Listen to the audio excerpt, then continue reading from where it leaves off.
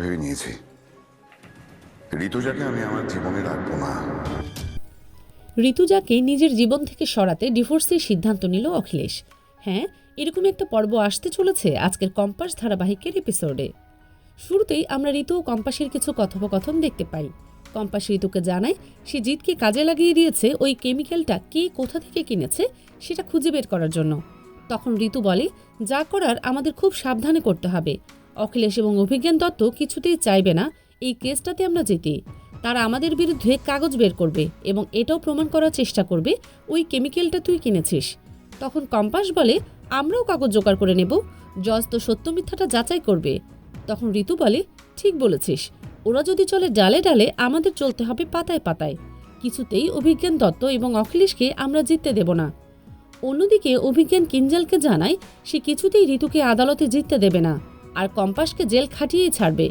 এরপর মোনালিসা তার দাদুকে জড়িয়ে ধরে কান্না করতে থাকে এবং ঋতু কি কথা বলেছে সেই সব কিছু অভিজ্ঞানকে বলে। তখন কিঞ্জাল বলে, তুমি কেন বুঝতে পারছো না মোনালিসা, বাড়িতে একটা অন্যরকম পরিস্থিতি, তাই তোমাকে এসব বলে ফেলেছে। তখন অভিজ্ঞান কিঞ্জালকে বলে, আপনি ঋতুজাকে বলে দেবেন সে যা করেছে একদম ঠিক করেনি, শাস্তি ওনাকে পেতেই হবে। পরের সিনে আমরা কম্পাস এবং জিতের কথোপকথন দেখতে পাই। কম্পাস জিতের থেকে জানতে পারে যে জিত কোথাও ওই কেমিক্যালের ব্যাপারে কিছুই জানতে পারেনি।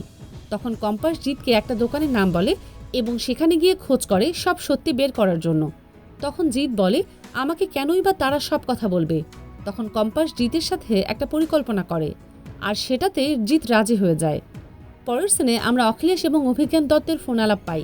সেখানে তারা আলোচনা করতে থাকে যে বিহানকে কিছুতেই কোর্টের ডেটের আগে সুস্থ হতে দেওয়া যাবে না, তা না হলে এই কেসটা হাতের বাইরে চলে যাবে। অভিজ্ঞান জানায়, চিন্তা করবেন না, বিহান কিছুতেই এর আগে সুস্থ হবে না, ওকে সেই ডোজই দেয়া হয়েছে। এরপর তারা কম্পাসের সেই পেন ড্রাইভটা নিয়ে আলোচনা করতে থাকে, এমনকি অভিজিৎ ভৌমিকে কোথায় রাখা হয়েছে সেগুলো নিয়ে কথা বলতে থাকে। এরই মধ্যেই অভিজ্ঞান অখিলেশকে বলে, আপনার ঘরের মধ্যেই শত্রু তৈরি হয়েছে, তারা সকলে মিলে একটা দল পাকিয়েছে আর এই দলের মেইন লিডার হচ্ছে আপনার স্ত্রী ঋতুজা চৌধুরী। এই কথা শুনে অখিলেশ বলে, আপনি চিন্তা করবেন না, এই দল ভাঙার ব্যবস্থা আমি করছি। আমি আমার জীবনে ঋতুজাকে রাখবো না, ওর সাথে যারা জড়িত সবাইকে আমি বাড়ি থেকে বের করে দেব। এই কথা শুনে অভিজ্ঞান বলে, তাহলে মোনালিসার সাথে আপনার ছেলের বিয়ে কি করে হবে, সে তো মা বলতে অজ্ঞান। তখন অখিলেশ বলে, আপনি সেই চিন্তা করবেন না, আমার ছেলে ঋতুকে ঘৃণা করবে। পরের সিনে আমরা মোনালিসা ও রশ্মিকাকে ড্রয়িং রুমে দেখতে পাই। তারা বড়দিন উদযাপন নিয়ে আলোচনা করছিল। তখন সেখানে রুদ্র চলে আসে এবং বলে, এবার কিছুতেই বড়দিন উদযাপিত হবে না, বিহানের এই অবস্থায় কেউ কিছু করবে না। তখন সেখানে মাহি ও অরিন চলে আসে। তখন মাহি উপহাস করে বলতে থাকে, ওদের আর কি, ওরা তো কম্পাস জামিন পেয়েছে বলে লাফাচ্ছে। এই কথা শুনে রুদ্র মাহিকে ধমক দেয় এবং বলে, আমি থাকতে তুই কেন কথা বাড়াচ্ছিস। পরবর্তীতে মাহি এবং অরিন আলোচনা করতে থাকে যে সেন্ট সেজে মোনালিসা এ বাড়িতে আসবে আর তারা তাকে সাপোর্ট করবে। ঠিক সেই সময় সেখানে কম্পাস স্যান্টা সেজে হাজির হয় এবং সবাইকে গিফট দিতে থাকে, যা দেখে সকলে অনেক খুশি হয় এবং কম্পাসকে চিনেও ফেলে। এরপর কম্পাস রুদ্রকে বলে, তুমি রাগ করো না, বিহান স্যার সুস্থ থাকলে তিনি তো এসব কিছু করতেন, তার পরিবর্তে না হয় আমিই তোমাদেরকে গিফট দিচ্ছি। কম্পাসের এরকম যুক্তিপূর্ণ কথা শুনে রুদ্র আর রাগ করে থাকতে পারে না। অন্যদিকে মোনালিসা সেন্টা সেজে গাড়ি থেকে নামছিল গিফট হাতে। ঠিক সেই সময় রাস্তার এক পাগল তার দাড়ি এবং গিফট নিয়ে পালিয়ে যায়।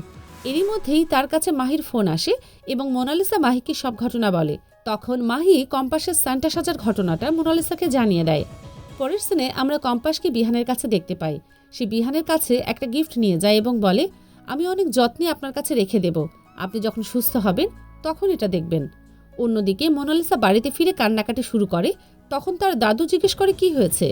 তখন মোনালিসা রাস্তায় ঘটে যাওয়া ঘটনাটা তার দাদুকে বলে এবং কম্পাস স্যান্টা সেজেছে সেটাও দাদুকে জানায়।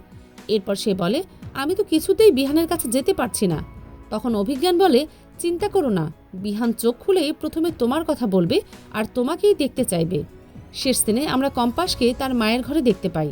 সেখানে কম্পাসকে দেখে তার মা অনেক খুশি হয় এবং কম্পাসের বাবার কথা জিজ্ঞেস করে। তখন কম্পাস বলে সে খুব তাড়াতাড়ি তার বাবাকে নিয়ে আসবে। এরপর কম্পাসের মা অভিজিতের সাথে ফোনে কথা বলতে চায়। তখন কম্পাস ঘরের দরজা বন্ধ করে এসে তার বাবাকে ভিডিও কলে তার মায়ের সাথে কথা বলিয়ে দেয়। আজকের পর্ব এইটুকুই, দেখা হচ্ছে আগামী পর্বে।